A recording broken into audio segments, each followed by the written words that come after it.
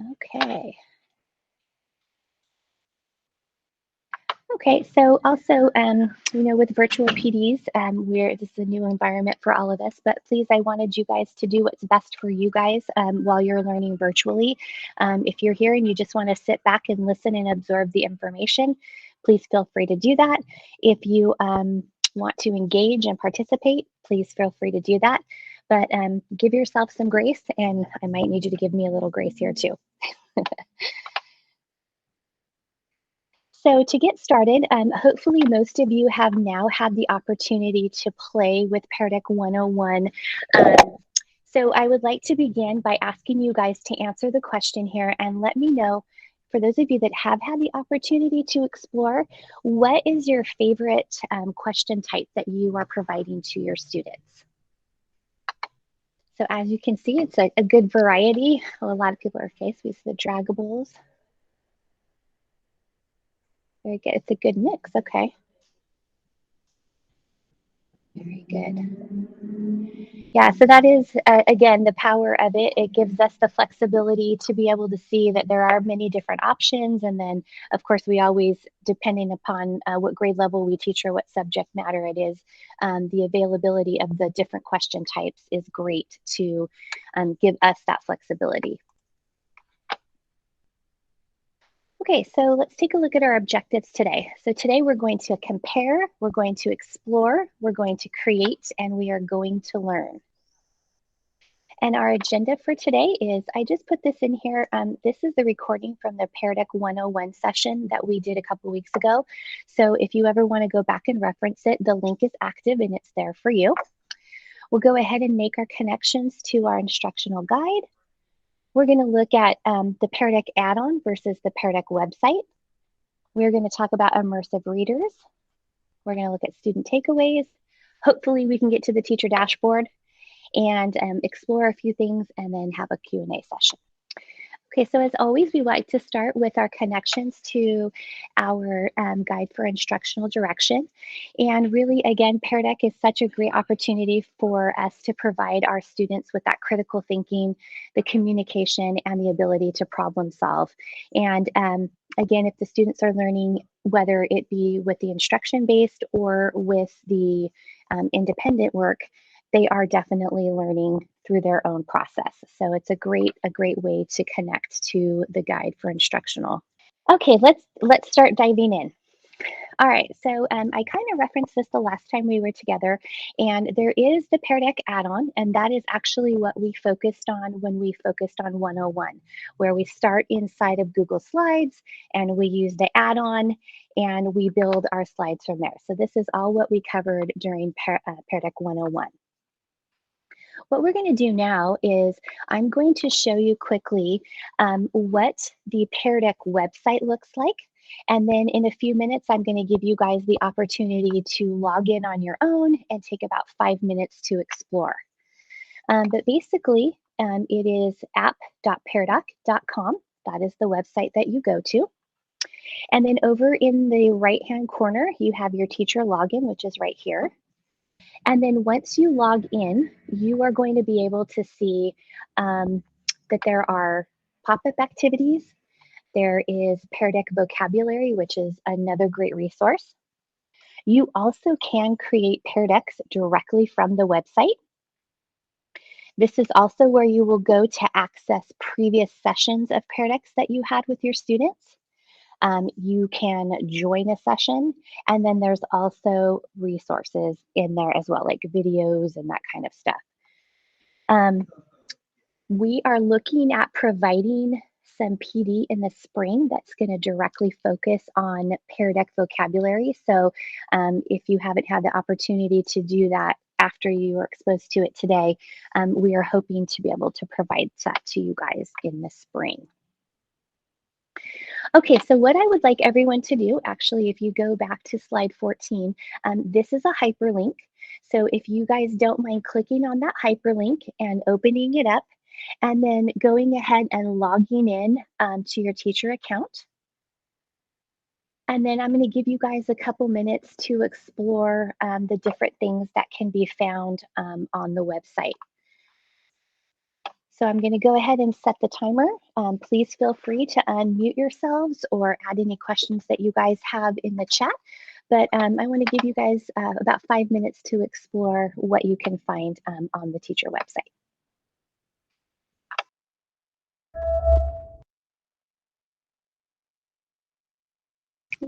Okay, everyone, hopefully you guys all have the opportunity to explore a few things on the website. I am going to tab over and show you guys a few things. Stacy had asked the question, if you are in your sessions, which is located right here next to the home button, if you guys open this up, you can see there's a couple of things here. It tells you the date that it was opened, the status of it. It'll tell you the name of your slide deck. So there's two actually different names. There's the session name, which I haven't named this yet. And then there's also the file name. And the file name would be the name of your slides in your drive. So let's say that you created something and you opened it and you wanted to project it. You would just click this button right here. Stacy had asked about being able to view student work. So if you click right here, it takes you to the teacher dashboard. And it's going to open that up. Right here. I can't see what you're talking about. Oh, sorry. Oh, I'm sorry. You want me to go back to that tab? Sorry. Oh, it already pushed it out. So over on the, when you're in the sessions, over to the very far right, there's a little icon that looks like a projector. And then the second one, it looks like a screen. So if you click on that, that is actually going to open up the actual teacher dashboard. And then the one question that you guys had answered for me at the very beginning, right here, it's on slide 7. Here we go. This is where I could see the student responses. So again, up here at the very top, you can see that there is the tiled or the grid version, and then there's the layered version. So if I clicked on this version, it would break it down by student. And then it shows you in a grid view. If I do it in the overlaid version, this just gives me the layout of all the responses. So hopefully does that answer your question, Stacey? Is that what you were looking for?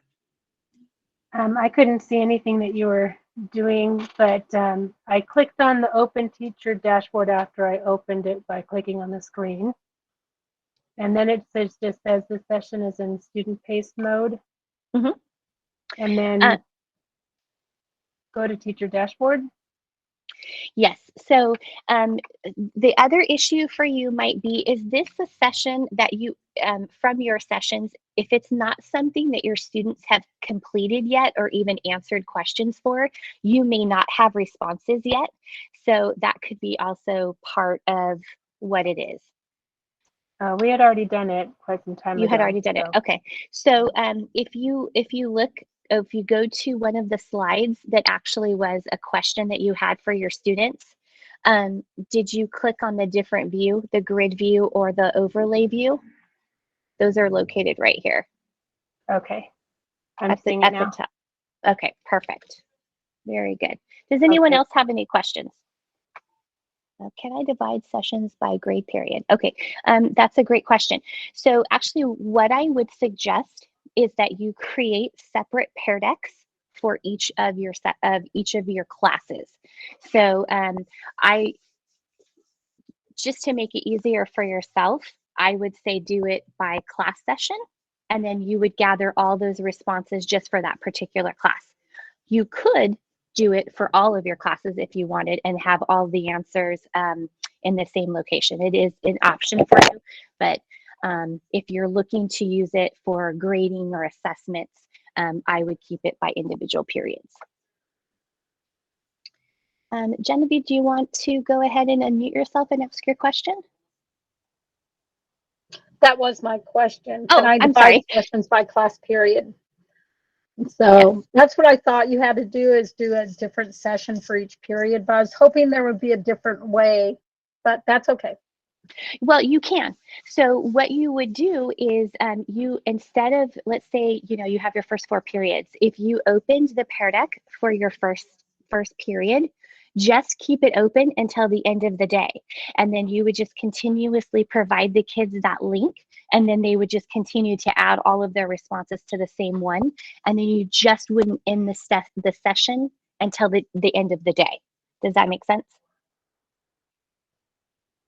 Yeah, but doesn't that then give me all my periods in the same one again? Yes. See, So I'm all trying of your, to divide them up. So when I go back to grade them, because I do my math exit question in a drawing Pear Deck, so they can actually draw the part problem. So at first I was doing it like that, but then it doesn't divide them. So now I have all of my high school students into one session, which I don't want. So what I need to do is just do separate sessions for each one. Correct. Yes. Okay, thank you. Yes, you're welcome.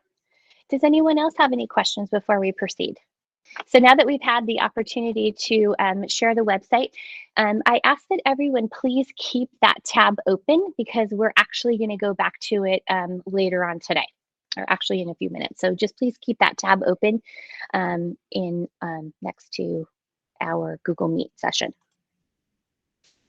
Okay, so now we're going to dive into the Immersive Reader. And in terms of this presentation, this is probably my favorite part that I'm going to share with you guys, because there is so much that we can do with this.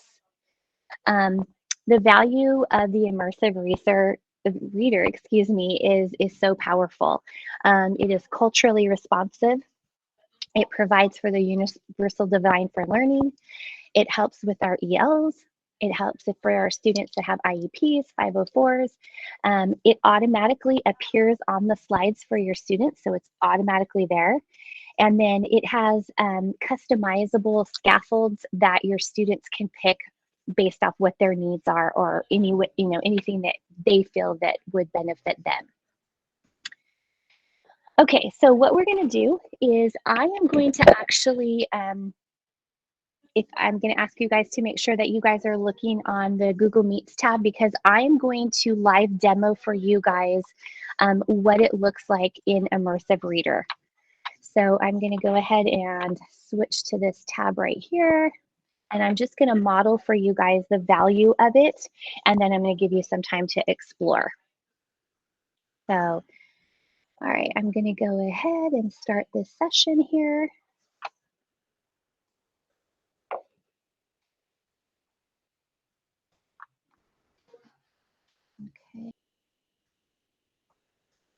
Okay, so here's our typical slide deck, and it's going to open up and it's asking me how I feel for today. And then this is an example of a passage that my first grade students had read back when I was in the classroom, and it was talking about a yurt. So if I was going to use the Immersive Reader, if you take a look at the very bottom of the screen right here, you can see the book, and then there's the microphone. So if I click on that, you can see that it opens up a whole new page for the students. And if I push play, it's actually just going to read through. What is a yurt? A traditional yurt, or GER, is a portable, round tent covered with skins or felt and used as a dwelling by several distinct nomadic groups in the steppes of Central Asia. Okay, so that's just your basic 101. It's going to read it to them, which is a great scaffolding piece. But the power actually comes in a couple places. Let's start up here at the very top where you can see the A's. So if I click on this, it gives my students the ability to increase the font size. They can increase it or decrease it however they want. They can decrease or increase the spaces between their words. They can change the font to make it look like any way that they want. And then also the great thing is that it can highlight or change the colors. So it will overlay for our students. For some of our visually impaired students or anything like that, it gives them the flexibility to change the colors based off of their needs. In addition to that, we can click right here on the grammar section. So you can have it break the words down by syllables. Just toggle that on, and it actually will read it based off this, the syllables, how the word is broken down into syllables. And then let's say you guys are doing a lesson on parts of speech. you could click on nouns and it's going to put all of the nouns in purple. It would put all the verbs in red. So this is another great feature to help your students identify parts of speech and grammar and all of those things. And then finally, another great tool that is embedded in here as well is the line focus. So let's say we have our students who have visual impairments. So it will actually break it down to it's a single sentence, as you can see here. It'll go ahead and just do 3 sentences, or it will show up to 5. So again, there's a lot of flexibility and a lot of scaffolds that you can build into that. In addition, one of the great things that it will do is a picture dictionary. So for our EL students, if you picked, let's say this word here, assembly, and you asked to turn on the picture dictionary, if there is a picture dictionary word for it, it will pop up when they highlight over the word. So you can see here, here's another visual, and there is also a speaker embedded. So again, for our ELs, if they're unfamiliar with a particular word, it gives them the visual, but then it also will play how they would enunciate the word. And again, these are all right there available for the students. In addition to that, it does translate. And the great thing is there are tons and tons of different languages that it translates into. And in Spanish here for us in California, there are all 3 different versions of Spanish: the Latin American version, the Mexico version, and then also the version that comes from Spain. So it's great for our students that have different dialects within the various languages. So again, this to me is such empowering tools for all of our students, right? I feel like that there's so much advantage here for all of our kids. So let's see here. Is there anyone that has any questions or would like to share anything? Has anybody used this, experienced this?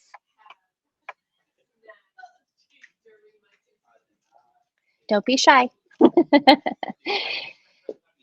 Okay, very good. All right, well, we'll go ahead and continue. Give me 1 second to toggle back over to the presentation. Okay, very good. So you're probably wondering, how do I get to that? And how do I take advantage of that? So it's pretty simple. We had gone to the Pear Deck website. So if you can go ahead and just go back and open that tab up again. And then you are going to go over to your teacher settings. Let me model that for you as well. Okay, so we'll go to our teacher login. And then right up here at the top is where you're going to find your account. One thing I will notice, I want you guys all to know, we all have crowns on our heads, and you might be wondering why. That's because we have the premium version that is available to us from the district. So that's why we have all been crowned. Okay, so what you're going to do is just click on the red My Account. And then we're going to go ahead and click over here to where it says Settings. And then all you have to do is scroll down here to where it says Immersive Reader. It still is in beta form. They're still making some tweaks and things, but I feel like in this version that we have right now, it's pretty powerful. So I'm excited to see the things that they add and change as well. But all you just need to do is make sure that this is toggled on. And once you do that, any Pear Deck that you create, Immersive Reader will automatically be there. You don't have to do anything else. So other than maybe model to your students how to utilize it the first time that they experience it. But other than that, the work from on your end is completely done. Okay. Any questions? No? Okay, very good. All right, so I'll go ahead and take us back here to our presentation, and we'll go ahead and continue here. So if you guys don't mind taking a moment to share with us, what is your favorite part of Immersive Reader? What are you guys excited about?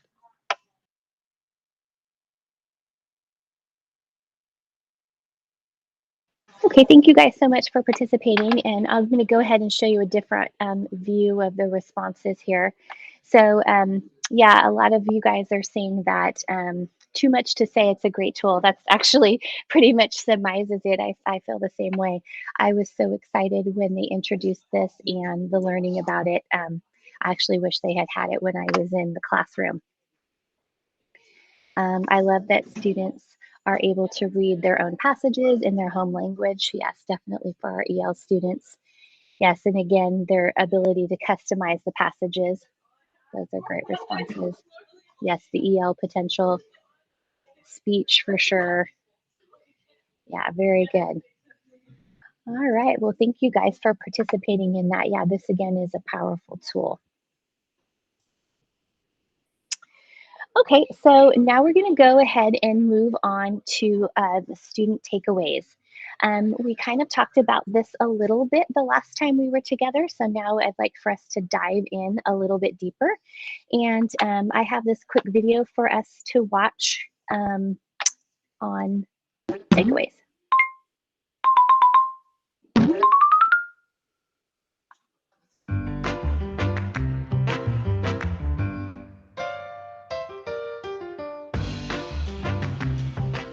After students have left all these insightful answers, you probably want to give them a record of their work to review later. That's what Pear Deck student takeaways are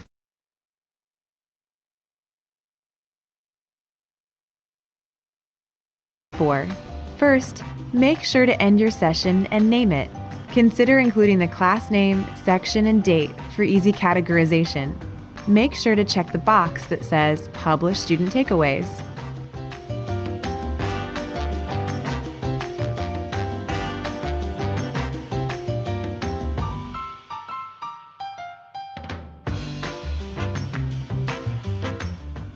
When you publish student takeaways, you'll get a link to a brand new folder in Google Drive. Inside that folder will be a personal document for each student who joined the session. The documents have already been shared with the appropriate student, and an email has been sent to them. You can also paste the link in your LMS. When a student clicks the link, it will take them directly to their personal document. For homework, you can tell students to review their takeaway and reflect on what was challenging or what they learned in the spaces provided.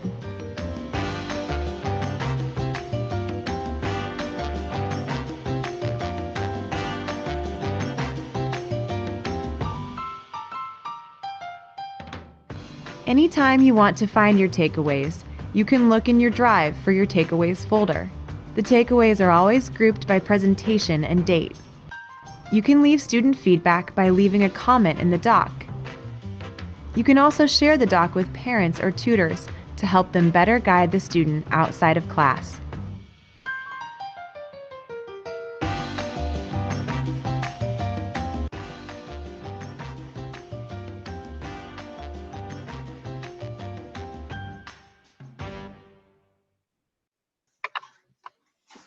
Okay, so I know that information was thrown at you guys super, super quick. The challenge today is that it will be difficult for me to have you guys create something that you can walk through it. But what I did is I went through and I did step by step on what you're going to see when you guys are doing this independently. So this is all here for you guys to reference back later.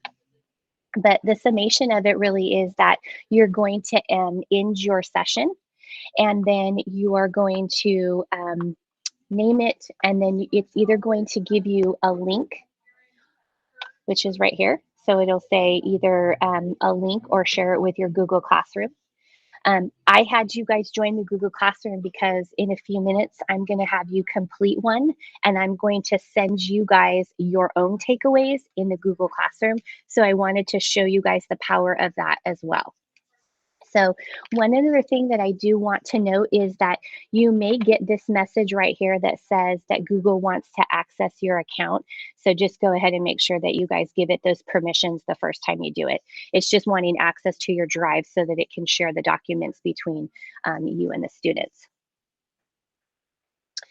Okay, So something else I wanted to point out is, as it showed in the video, it says that you can do your student takeaways directly from the drive. So this is how you do it step by step, and that was how it was modeled in the video.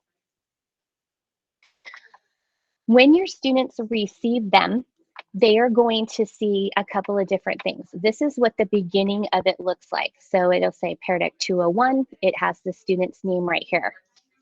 At the very top, let me go back for 1 second. When the students receive it, it's in the form of a Google Doc.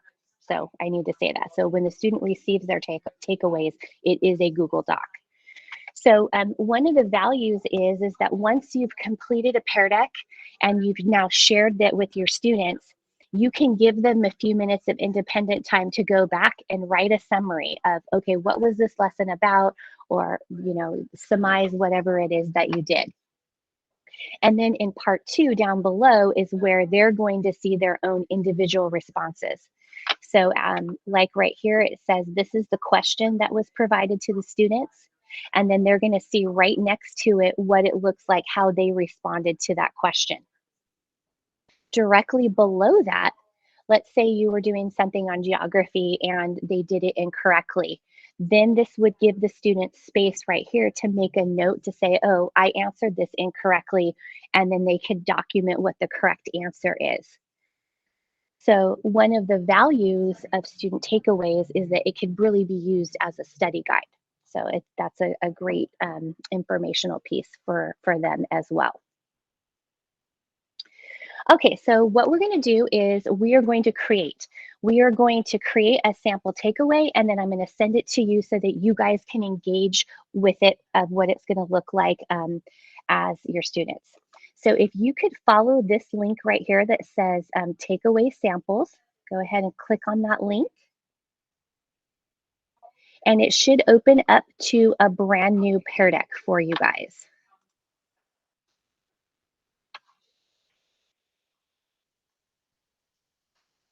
Okay, is everybody in now? Everybody able to see this? It is student based. I thought it was student based. Okay.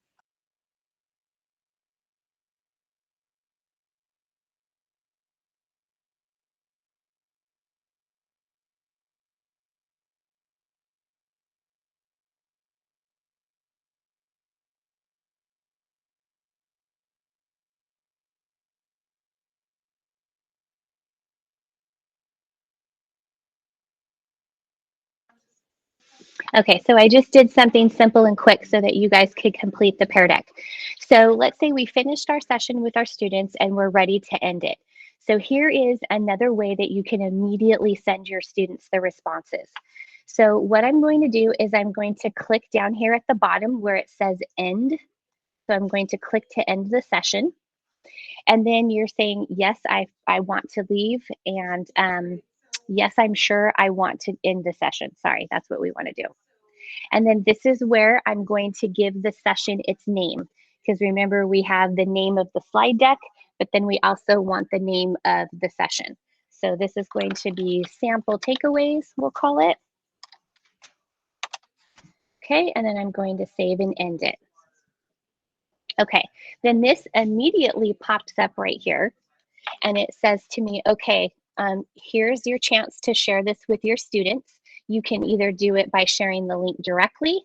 They can get it in their Google Drive, or you can share it in the Google Classroom. I'm going to show you guys how to share it with your Google Classroom. So I'm going to click that right here. Same thing as if we're creating any regular assignments, and we're just going to go in. We're going to find the topic. I'm going to create it as an assignment. Oh, sorry. Sorry, guys, I wasn't sharing that tab. I apologize. It's the same as creating a regular assignment right here. So I'm going to select the classroom that I want. I'm going to create an assignment, and then I'm going to click go. And then I'll just call it takeaways. Same thing as we always do with any regular assignment.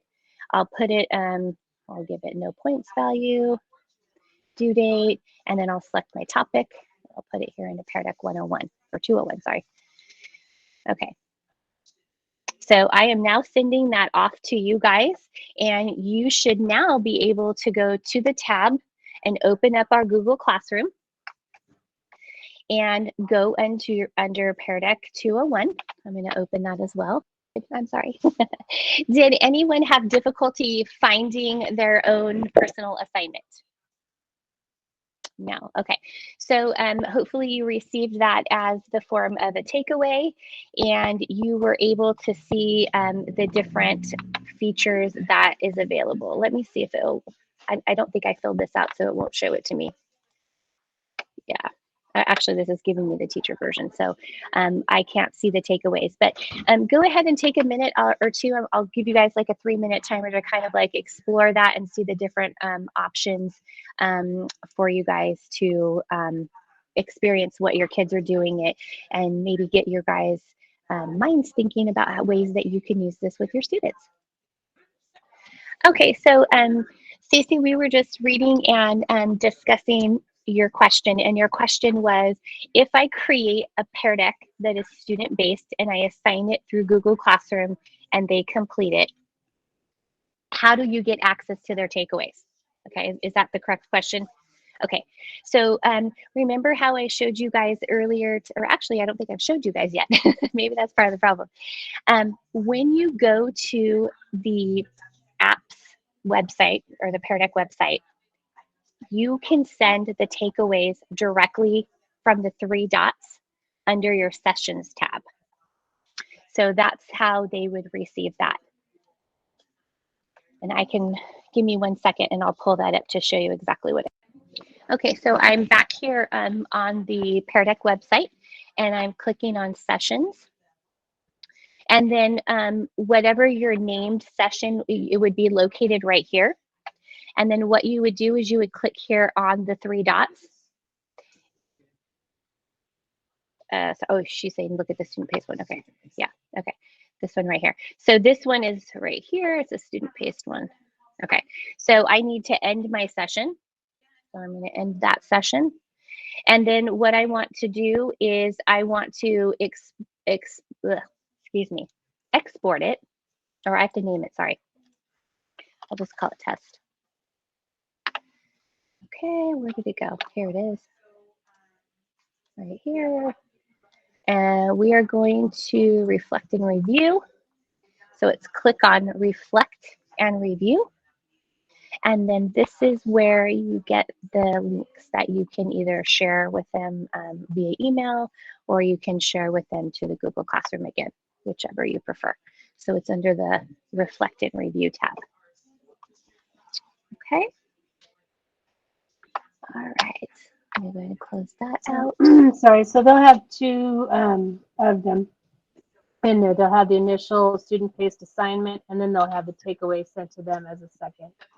Correct, yeah. And so when you assign that to your Google Classroom, since you already had that there, you can just go ahead and add that as the second tab underneath there. Yeah, so it would be housed in the same place. Yeah, great question. Does anyone else have any other questions? I know this is a lot of information being thrown at you guys at one time, but I think it's so valuable. I don't want to go any faster.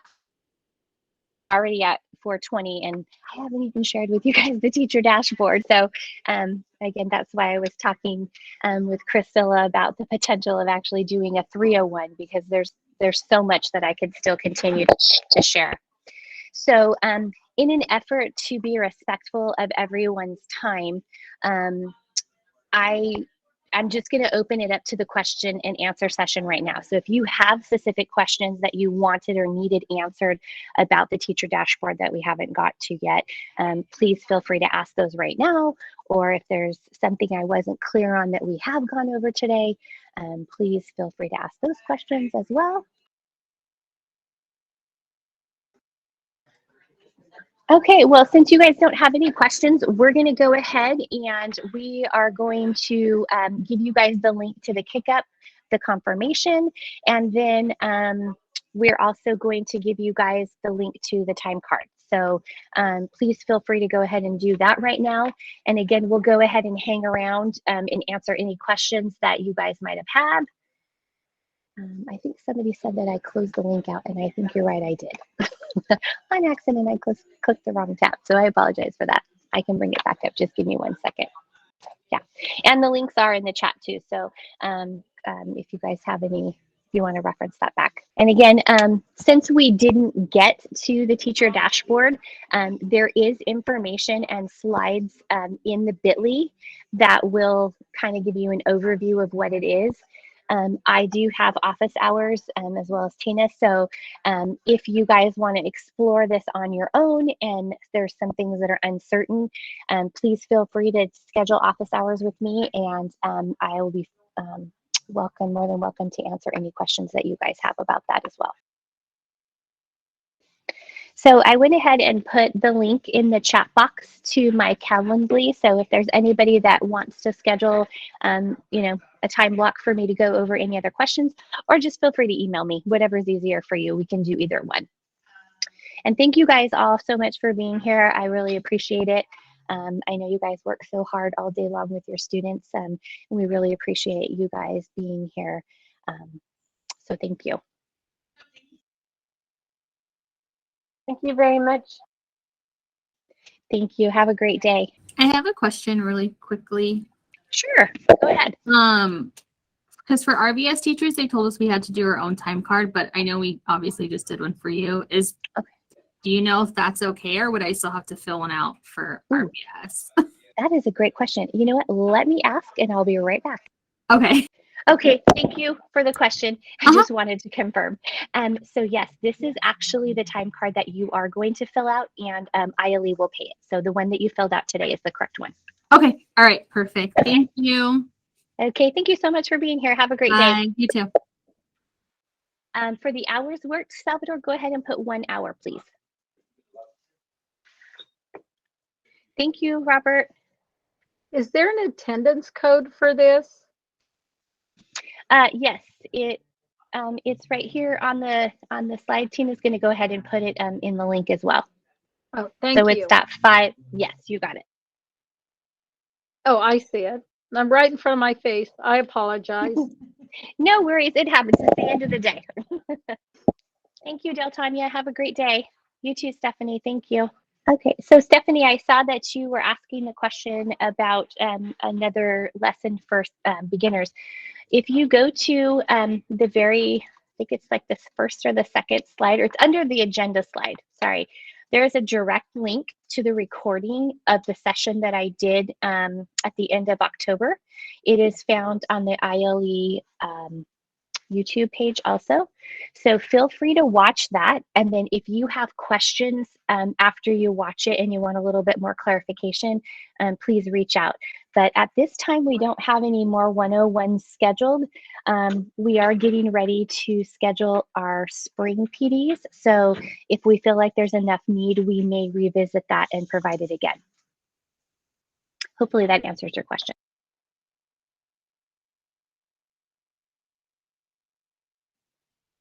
Thank you, Marcos. I'm glad that you see value in it for your 6th graders. It's definitely engaging. Thank you, Stephanie.